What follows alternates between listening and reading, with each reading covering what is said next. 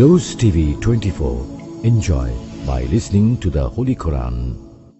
Olive oil যারা খায়, জৈতুন যারা খায়, দেহের যে ব্যাড কোলেস্টেরল আছে এই ব্যাড কোলেস্টেরলের পরিমাণ এই অলিভ অয়েল কমিয়ে দেয়।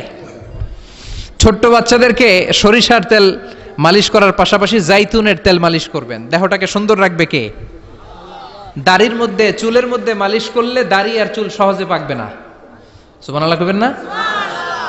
নবীরা দাড়িতে চুলে এই জৈতুনের তেল মাখতেন। বিশ্বনবী নিজে বিশ্বনবীর দাড়িতে এবং চুলে জৈতুনের তেল মাখতেন। বিশ্বনবীর 63 বছর বয়সে বিশ্বনবীর চুল আর দাড়ি এই সবগুলো মিলে দাড়ি আর চুল পেকেছিল মাত্র 20টা। কয়টা? 20টা। হাতে গোনা যেত।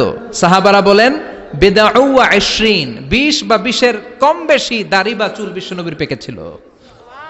Everyday, all the time long বিশ্বনবী জৈতুনের তেল মালিশ করতেন।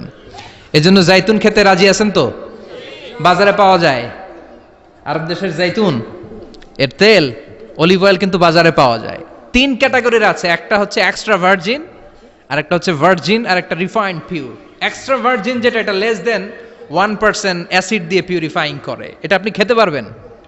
সিবগিল লিল আকিলিন, কোরআনের আয়াত, তামবুতু বিদ্দুহুন ও সিবগিল লিল আকিলিন। এই জাইতুনের তেল সাধারণ তেলের মতো নয়, এটা তেলের মালিশের কাজও করে, আবার খাওয়ার তরকারির কাজও করে। চিল্লায় বলেন আল্লাহু আকবার।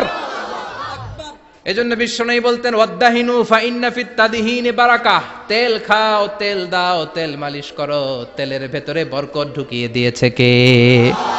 জৈতুন তেলের ভেতরে আল্লাহ তাআলা বরকত ঢুকিয়ে দিয়েছে। দেহের মধ্যে যদি জৈতুনের তেল মালিশ করেন, দেহের কুচকানো ভাব, তাড়াতাড়ি বুড়ো হয়ে যাওয়ার বার্ধক্যের যে ভাব আছে এই ভাব দূর করে দিবে কে?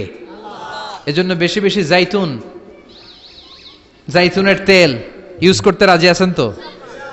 হজ উমরা করতে যারা যাবেন জৈতুনের তেল নিয়ে আসবেন, জৈতুন কিনে নিয়ে আসবেন। রাজি আছেন তো?